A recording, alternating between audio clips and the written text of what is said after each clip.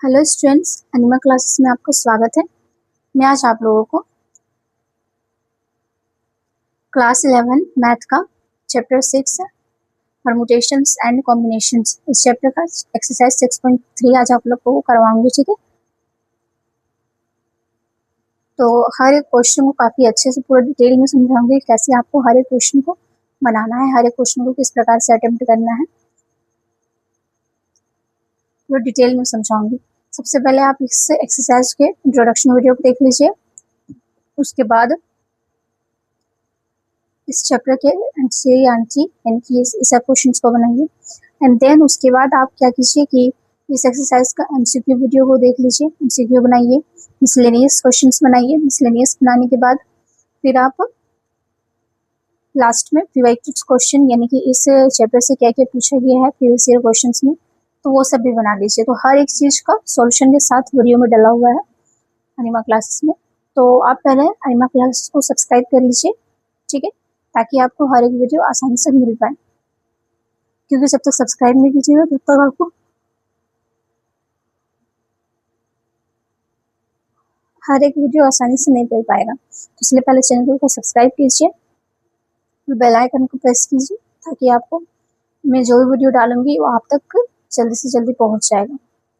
ठीक है, ना कि सिर्फ मैथ का बल्कि Hindi, English, science, social science, हर एक सब्जेक्ट का आपका chapter wise lecture video, notes video, MCQ, PYQs सारा कुछ अवेलेबल कराया गया है विथ सॉल्यूशन के साथ। तो इसलिए चैनल को सब्सक्राइब कर लीजिए। चलिए वीडियो को आगे बढ़ाते हैं। क्वेश्चन नंबर 6 में बोला गया है कि find n if n-1 p3 f p4 is equal to 1:9। और इसको हम लोग सॉल्व करेंगे। n को फाइंड करना है कि n कितना होगा। ठीक है, तो सॉल्यूशन लिखिएगा, है जो दिया है उसको लिखिए, and then n-1 p3 divided by n p4। आपको क्वेश्चन में 1:9 दिया है, तो इसको हम लिख सकते हैं 1 डिवाइडेड बाई 9।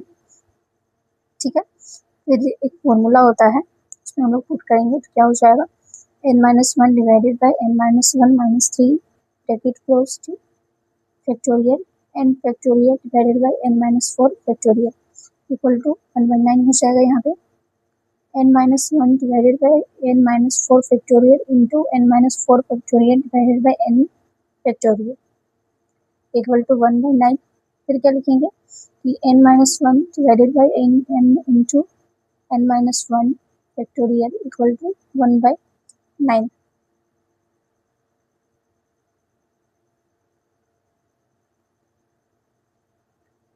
इक्वल टू दे करके अब लिखेंगे यहाँ हम लोग 1/n is equal to 1/9। Hence n जो है वो कितना आ जाएगा, आपका 9 हो जाएगा।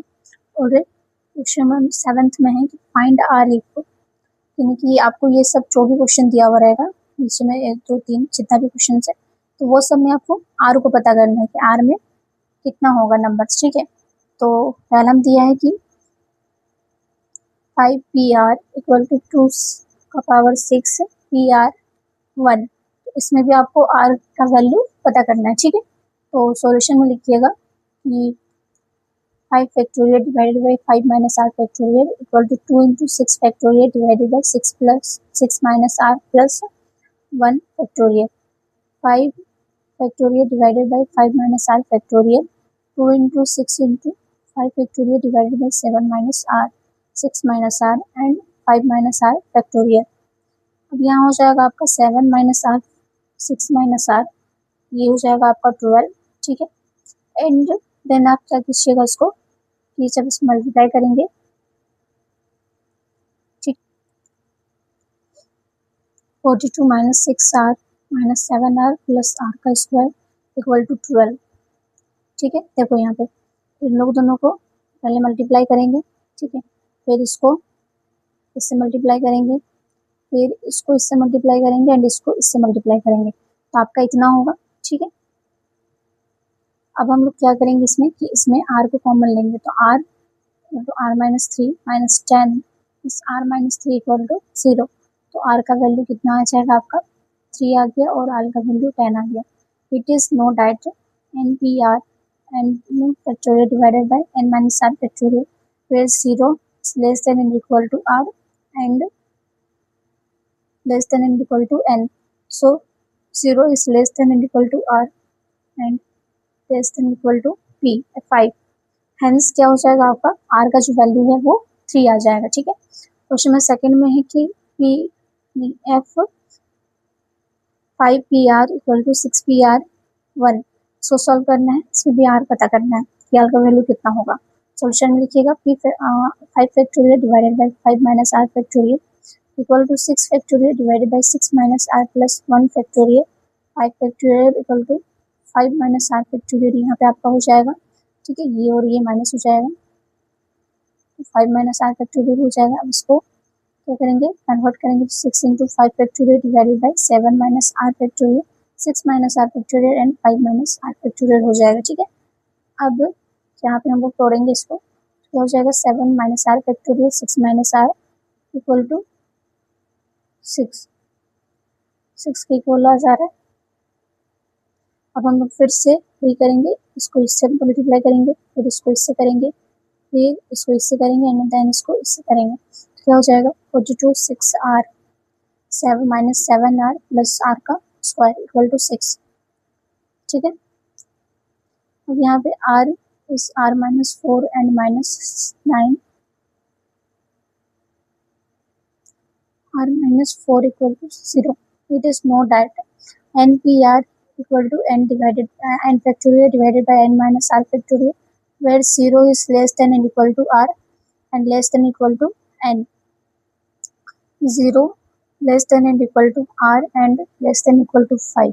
So hence r का वैल्यू कितना हो जाएगा 4 हो जाएगा।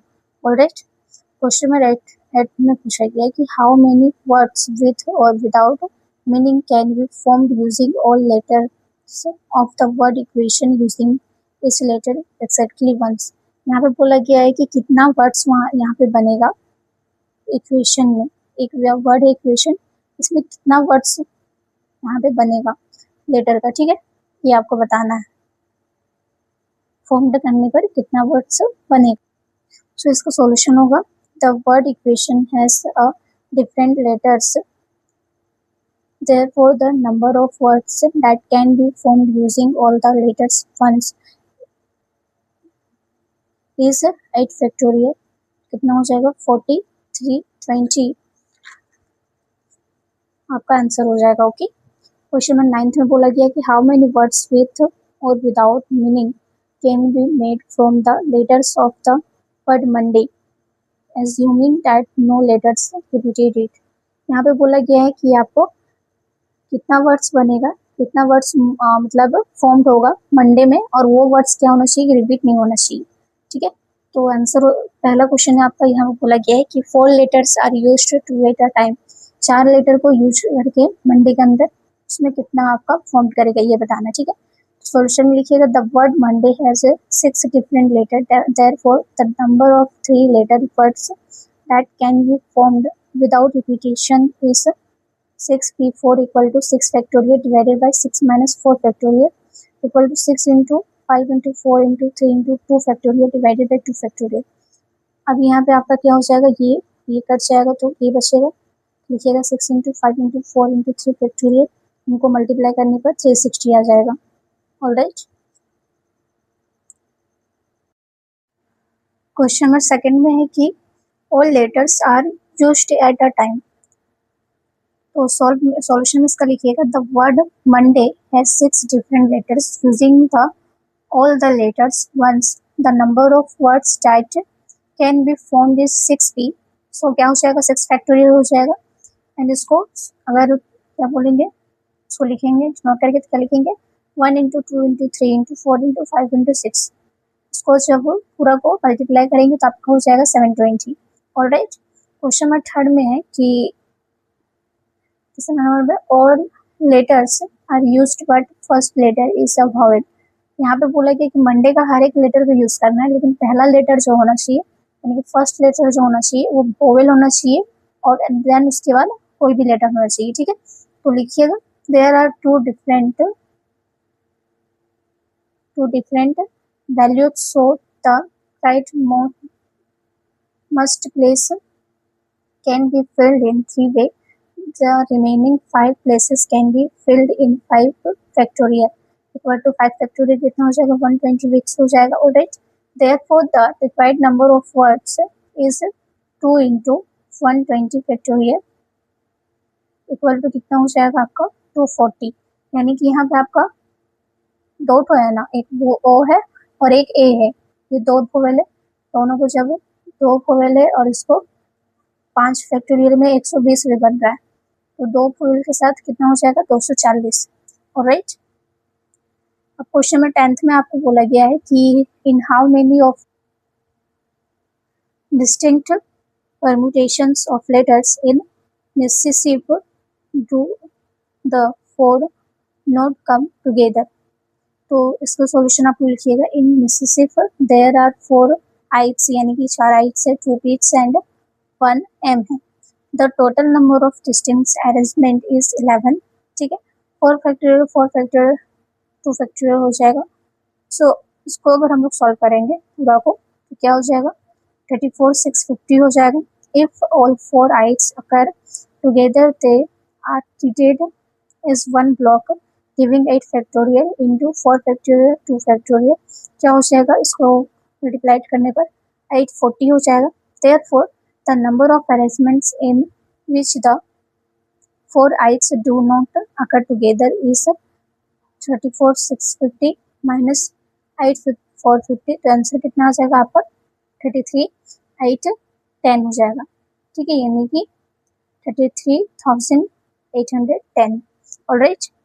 क्वेश्चन नंबर 11th में आपको बोला गया है कि how many weights can the letters of the word permutations to the arranged it the. यहाँ पे परम्यूटेशन एक वर्ड है परम्यूटेशंस, इसमें आपको अरेंज करना है लेटर्स को. ठीक है. तो पहला में क्या कैसा अरेंज करना है कि words start with P and end S. आपको वर्ड जो है वो स्टार्ट करना है पी से और इंड करना है एस से. तो सॉल्यूशन में लिखिएगा in the word permutations there are 2 teeth will all other letters are different. यानी कि 2 टी है और बाकी लेटर्स जो है वो डिफरेंट है, यानी कि अलग अलग है. If P and S are fixed at the ends 9 letters remain.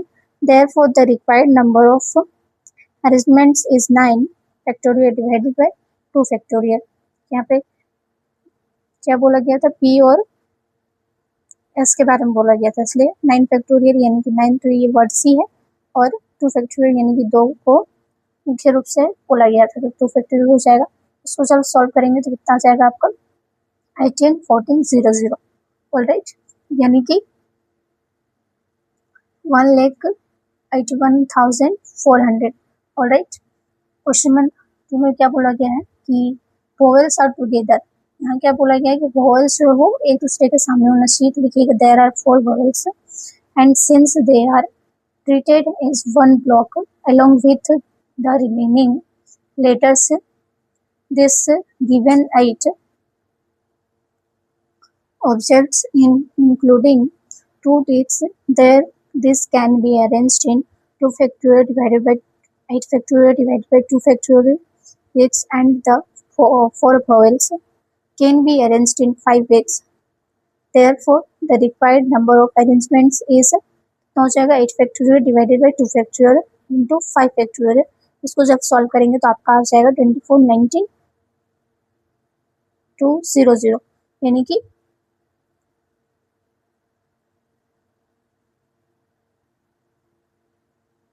24,19,200.